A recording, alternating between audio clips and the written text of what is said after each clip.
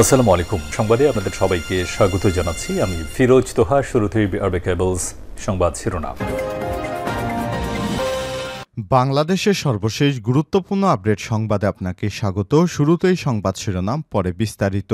শুরুতেই জানাবো, রাজধানীর শাহবাগে লোক জড়ো করা সেই মোস্তফা আমিন গ্রেপ্তার। অহিংস অভ্যুত্থানের নামে বাংলাদেশের আহ্বায়ক আবু মোস্তফা আমিনকে আটক করেছে পুলিশ। সোমবার 25শে নভেম্বর রাতে তাকে গ্রেপ্তার করা হয়। এরপর জানাবো, চিন্ময় ব্রহ্মচারী গ্রেপ্তার। সনাতনী ধর্মাবলম্বী হিন্দু নেতা চিন্ময় কৃষ্ণ ব্রহ্মচারীকে গ্রেপ্তার করা হয়েছে সোমবার 25শে নভেম্বর বিকেলে ঢাকা চট্টগ্রাম যাওয়ার সময় শাহজালাল বিমানবন্দর থেকে বাংলাদেশ পুলিশের বিশেষায়িত গোয়েন্দা শাখা ডিবি সদস্যরা তাকে গ্রেপ্তার করে।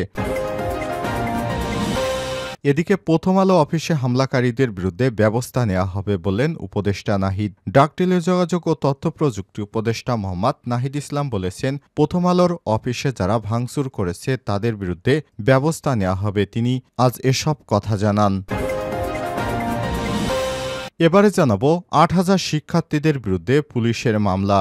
ভাঙচুর ও গুলিভর্তি ম্যাগজিন চুরির অভিযোগে রাজধানী যাত্রাবাড়িতে অবস্থিত ড মাহবুবুর রহমান মোল্লা কলেজ সহ বিভিন্ন কলেজের ৮,০০০ শিক্ষার্থীর বিরুদ্ধে সূত্রাপুর থানায় মামলা করেছে পুলিশ।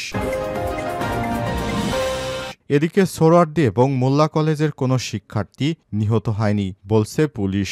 সরকারি শহীদ সোহরাওয়ার্দী কলেজ, কবি নজরুল ইসলাম কলেজ ও ড মাহবুবুর রহমান মোল্লা কলেজের শিক্ষার্থীদের সংঘর্ষে ২ জন নিহত হওয়ার খবর সঠিক নয় বলে জানিয়েছে ঢাকা মেট্রোপলিটন পুলিশ ডিএমপি।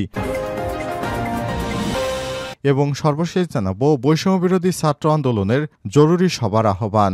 দেশের চলমান অস্থিরতা নিরসনে জরুরি আলোচনা সভা ডেকেছে বৈষম্যবিরোধী ছাত্র আন্দোলন। সোমবার 25শে নভেম্বর সংগঠনের মুখ্য সংগঠন আব্দুল্লাহ হান্নান মাসুদ স্বাক্ষরিত এক বিজ্ঞপ্তিতে সব তথ্য জানানো হয়।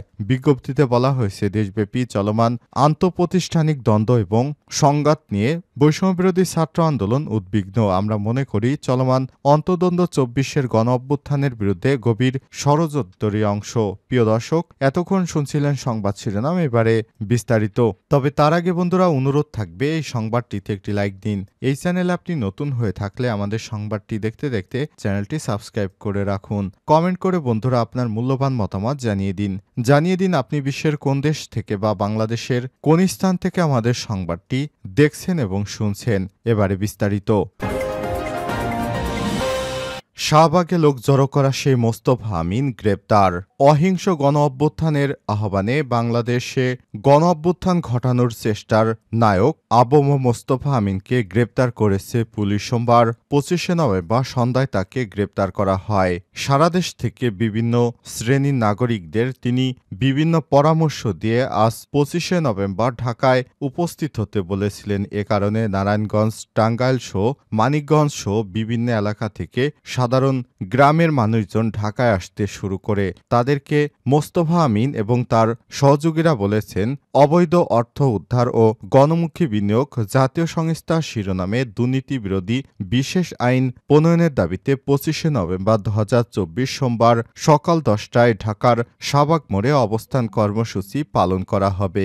বিনা সুদে বিনা জমানতে 1 লক্ষ থেকে 1 কোটি টাকা পর্যন্ত পুঁজি পেয়ে দরিদ্র মুক্তিতে অগ্রণী সর্বস্তরের জনগণকে অবস্থান কর্মসূচিতে অংশগ্রহণের আহ্বান জানাচ্ছি। প্রচারে অহিংস গণ অভ্যুত্থান বাংলাদেশ, এটি প্রচার করে তিনি নিরীহ মানুষদেরকে ঢাকায় এনে তারপর সরকারের বিরুদ্ধে সহিংস গণ অভ্যুত্থান করার চেষ্টা করছিলেন। পুলিশ এবং শিক্ষার্থীরা টের পেয়ে এই যানবাহনগুলো ঢাকা থেকে বের করে দেওয়ার সিদ্ধান্ত নিয়েছে। এরপর এই গণ অভ্যুত্থান এর মূল হোতাকে গ্রেপ্তার করল পুলিশ। চিন্ময় কৃষ্ণ দাস ব্রহ্মচারী গ্রেপ্তার। সনাতনী ধর্মাবলম্বীদের ধর্মীয় নেতা চিন্ময় কৃষ্ণ দাস ব্রহ্মচারীকে গ্রেপ্তার করা হয়েছে সোমবার 25শে নভেম্বর বিকেলে ঢাকা থেকে চট্টগ্রাম যাওয়ার সময় শাহজালাল বিমানবন্দর থেকে বাংলাদেশ পুলিশের বিশেষায়িত গোয়েন্দা শাখা ডিবি সদস্যরা তাকে গ্রেপ্তার করে। সম্প্রতি চিন্ময় কৃষ্ণ দাসের নেতৃত্বে চট্টগ্রাম ও রংপুর সহ বিভিন্ন এলাকায় সনাতনী ধর্মাবলম্বীদের ৮ দফা দাবি নিয়ে কয়েকটি সমাবেশ অনুষ্ঠিত হয়। উল্লেখ্য, গত 30 অক্টোবর চিন্ময় চিন্ময় কৃষ্ণ দাস ব্রহ্মচারী সহ ১৯ জনের বিরুদ্ধে মামলা দায়ের হয়। মোহাম্মদ ফিরোজ খান নামের এক ব্যক্তি বাদী হয়ে চট্টগ্রাম নগরীর কোতোয়ালি থানায় মামলাটি দায়ের করেন। জাতীয় পতাকা অবমাননার অভিযোগে রাষ্ট্রদ্রোহ আইনে মামলাটি দায়ের করা হয়। মামলার পরই দুইজনকে গ্রেপ্তার করেছিল আইনশৃঙ্খলা রক্ষাকারী বাহিনী। তারা হলেন রাজেশ চৌধুরী ও হৃদয় দাস।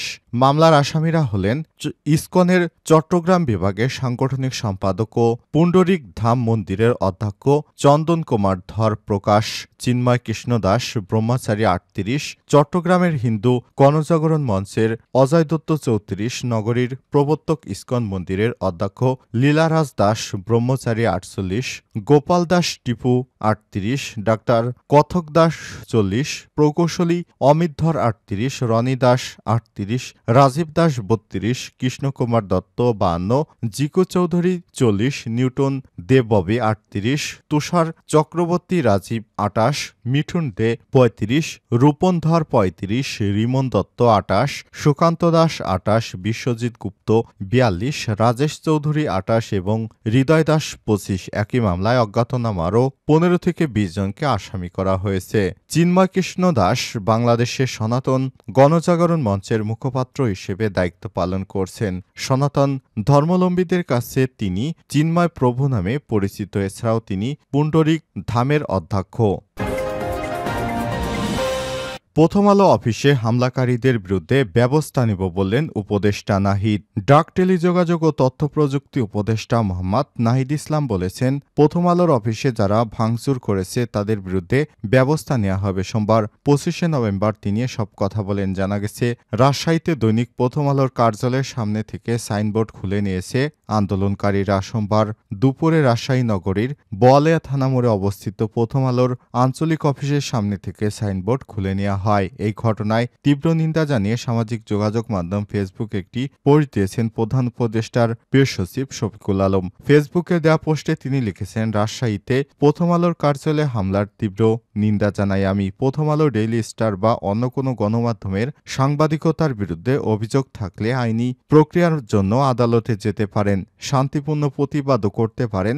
গণমাধ্যমের বিরুদ্ধে প্রতিবাদ নতুন কিছু নয়, এটা শতাব্দীর পর শতাব্দী ধরে চলে আসছে। তবে সাংবাদিকদের হুমকি ও ভয় দেখানো বা গণমাধ্যমে হামলা সহ্য করা হবে না। প্রসঙ্গত, গতকাল রোববার ঢাকায় প্রথম আলো এবং দ্য ডেইলি স্টারের কার্যালয়ের সামনে আন্দোলনরতদের উপর হামলার প্রতিবাদে ওই বিক্ষোভ করেছে আন্দোলনকারীরা। প্রথম আলো ও ডেইলি স্টারকে ভারতীয় আধিপত্যবাদ প্রসারের মূল হোতা দাবি করে বিক্ষোভ করা হয়। এদিকে আজ দুপুরে রাজধানীর কাউরান বাজারে দৈনিক প্রথম আলোর কার্যালয়ের সামনে আবারও জড়ো হয়েছেন বিক্ষোভকারীরা। সেখানে সতর্ক অবস্থায় পুলিশ ও সেনাবাহিনীর সদস্যরা। এ বিষয়ে ঢাকা মহানগর পুলিশ ডিএমপি তেজগাঁও বিভাগের উপকমিশনার ডিসি মোহাম্মদ রুহুল আমিন কবির খান সংবাদ মাধ্যমকে বলেন, আজও বিক্ষোভকারীরা প্রথম আলো অফিসের সামনে অবস্থান করছেন। পরিস্থিতি স্বাভাবিক রাখতে পুলিশের ব্যাপক সদস্য প্রথম আলোর অফিসের সামনে মোতায়েন করা হয়েছে। ৮,০০০ শিক্ষার্থীর বিরুদ্ধে পুলিশের মামলা। ভাঙচুর এবং গুলিভর্তি ম্যাগাজিন চুরির অভিযোগে রাজধানীর যাত্রাবাড়িতে অবস্থিত ড মাহবুবুর রহমান মোল্লা কলেজসহ বিভিন্ন কলেজের ৮,০০০ শিক্ষার্থীর বিরুদ্ধে সূত্রাপুর থানায় মামলা করেছে পুলিশ। সংশ্লিষ্ট থানার উপপরিদর্শক এ.কে.এম. হাসান মাহমুদুল কবির বাদী হয়ে গতকাল রোববার ২৪শে নভেম্বর মামলাটি দায়ের করেছেন। মামলার এজাহারে সোমবার ২৫শে নভেম্বর আদালতে আসে ঢাকার additional chief metropolitan magistrate Ziadur Rahman এর আদালত। এজাহার গ্রহণ করে ২৪শে ডিসেম্বরের মধ্যে প্রতিবেদন দাখিলের নির্দেশ দেওয়া হয়েছে। সূত্রাপুর থানার আদালতের সাধারণ নিবন্ধন জিয়া শাখার সাব ইন্সপেক্টর অনুপ দাস এই তথ্য জানান। হামলার অভিযোগে বলা হয়েছে, ড মাহবুবুর রহমান মোল্লা কলেজসহ বিভিন্ন কলেজে ৭ থেকে ৮,০০০ শিক্ষার্থী ২৪শে নভেম্বর রোববার বেআইনি জনতা বন্ধে মারাত্মক অস্ত্রসহ দাঙ্গা সৃষ্টি করে সরকারি সম্পত্তি ভাঙচুর করে তারা সরকারি অস্ত্রের পিস্তল, গুলিভর্তি ম্যাগাজিন চুরি করে সরকারি ডিউটিতে ব্যবহৃত সাজোয়াজান বা এপিসি আর্মড পার্সোনাল ক্যারিয়ার ভাঙচুর করে এবং ক্ষতি সাধন করে কর্তব্যরত পুলিশ সদস্যদের উপর আক্রমণ করে জীবননাশের হুমকি দেয়া এবং ত্রাস সৃষ্টির মাধ্যমে অন্তর্ঘাতমূলক কাজ করে। এছাড়াও পুলিশের এপিসি কার ও ডিউটিরত পুলিশের মোটরসাইকেল ভাঙচুর করে ২,৭০,০০০ টাকার ক্ষতি হয়েছে বলে মামলায় অভিযোগ করা হয়েছে।